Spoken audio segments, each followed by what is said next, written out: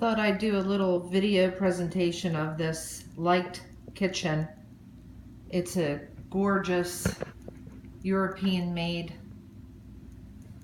custom kitchen that probably cost $50,000 to $60,000 when it was installed.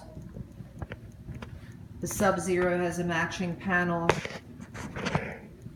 There's lots of room, large pantry, convenient storage, drawers with the glass sides, and 2 Lazy Susans. The granite is really a neutral color. It can go with almost anything, and it looks to be one piece up to the sink and continues on as one piece around to the side with the cooktop. Just wanted to give you extra detail on this. I think it's a beautiful kitchen, and wanted to share this video with you.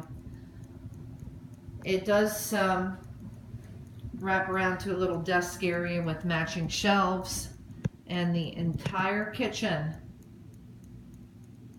is $2,500 for the cabinets in granite and $3,000 with all the appliances. So you get a cooktop, microwave, dishwasher, which is a nice European brand dishwasher, trash compactor, KitchenAid, and a double oven with a Sub-Zero fridge. Still working. Beautiful refrigerator, nice and clean, ready to go. So see you at the sale.